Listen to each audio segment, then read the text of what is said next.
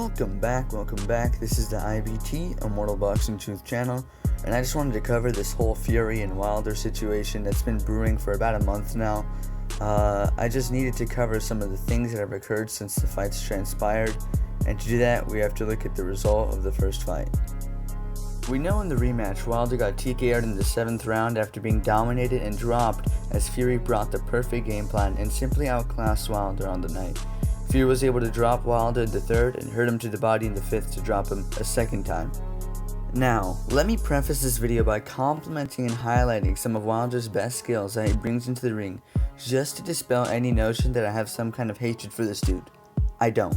I've watched all of his fights since he's won the WBC title from Bermane Stiverne in 2015, so this just comes out of a place of honesty in my personal opinion. To start out, we know Deontay Wilder is a tall guy at 6'7" and he holds an 83-inch reach. He was also a bronze medalist in the Olympics and has great athleticism that has aided him throughout his entire career. Wilder has a solid 1-2 and has elite level power in his right hand. Some even regard him as the hardest puncher in heavyweight history. Wilder uses his lead hand to jab and paw at the opponent to find his range and set up one of his big knockouts. He likes to throw the right hand after setting the opponent up with a blinding jab, and even has pretty underrated timing in my opinion. His best punches are straight rights at long range or chopping rights at middle range. He's always in shape and he has great heart and a good chin. But now I have to get into the nitty-gritty of the situation.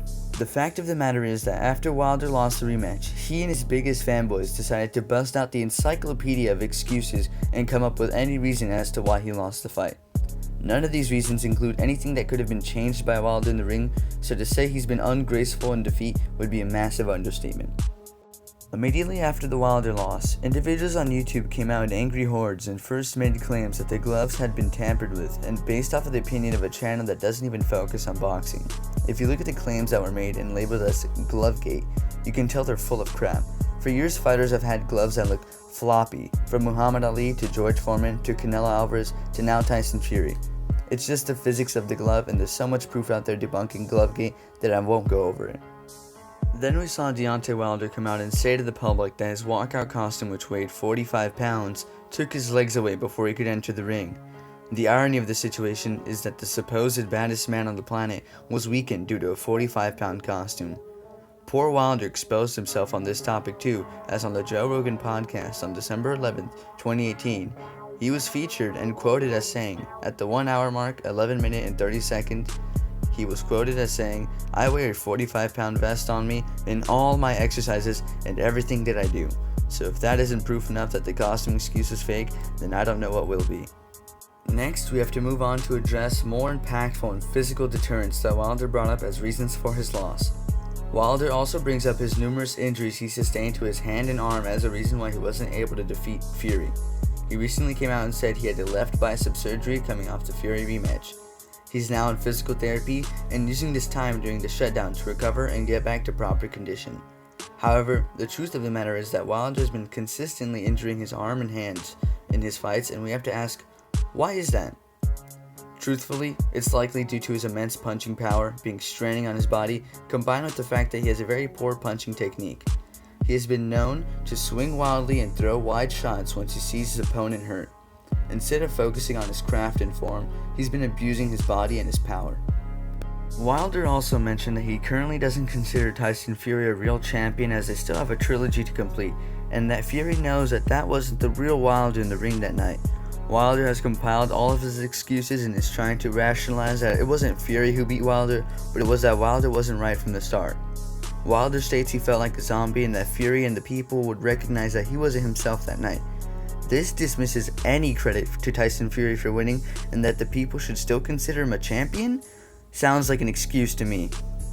Fury responded to Wilder on Instagram, essentially telling him that Fury won fair and square and that Deontay Wilder is simply letting himself down. Fury calls him a sad man and was quoted as telling Wilder, "It was you that I smashed. That's the truth. Just admit it and move on. It's just a fight. You win some, you lose some. That's boxing, pal."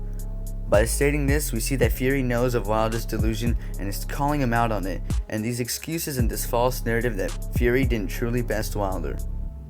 So, this poses the question, does Wilder have a chance at winning the Trilogy? Technically, yes, it's the heavyweight division. Anything can happen. But just looking at the precedent and how badly Fury beat Wilder, he's going to need to make a lot of changes. Legendary heavyweight champion George Foreman reached out to Wilder and expressed interest in joining his camp and giving him some pointers on how to recover from a loss like this. Foreman would know better than most people, and he has a great mind for boxing. Wilder has shown interest in adding George Foreman to his camp, and I think it'd be a great move for him, but it can only help so much. The reality of the situation is that Fury absolutely battered and bruised Wilder for 7 rounds in the rematch and is going to need more than one camp to be able to win. Wilder has had his whole career to refine his craft and hone his skills or develop a better ring IQ and technique, but he simply hasn't done that. Wilder is 34 years old now, so it's not like he's going to suddenly be able to train and implement these things.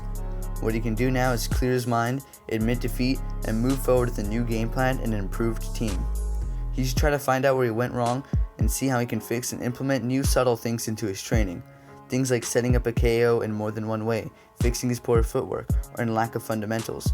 Things like developing a left hook, or how to go to the body more efficiently. All things George Foreman could certainly help with. To point out the deficiencies Wilder has would take a while, but I'm going to go over some of the basic things he can do to clean up his game. This means I'm excluding more technically advanced things such as weight shifting or level changing, as I don't believe he has enough time to implement those into his game plan.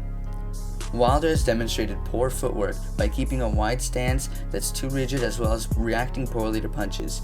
He steps back with his lead foot and that causes all kinds of balance issues. He also lets his back foot off the ground with his punches, which leads to tangled legs during offense. He needs to mainly strengthen his legs and work on his foot placement, which would help him for both his defense and his offense. He'd be able to generate cleaner power and wouldn't get wobbled or pushed back as easily as well. He's also very reactive to feints and only responds with attacking or backing away, which proved terribly for him in the rematch as Fury simply step jabbed and feinted to mess up his timing. Just one thing I'll mention is something small in his defense he could fix easy. I don't think he has good defense, but one thing that would be an easy fix and it would help tremendously would be if he parried with more intent. We see Wilder often stick his arms out to stop punches, but that's bad form. You want to move your hands as little as possible when parrying so that the opponent doesn't just feint you or go around your hands with their strikes. He unfortunately has plenty more deficiencies, but these are just some things I think he could implement more quickly going into the rematch. And that's all for today's video. I might go live or hop onto some other people's live streams to either talk about this, whatever's new with boxing. I hope you enjoyed, and whether or not you agreed, go in the comments down below and let me know what you think. Please check out the people in my channels tab, and with that, I'll see you around. Peace.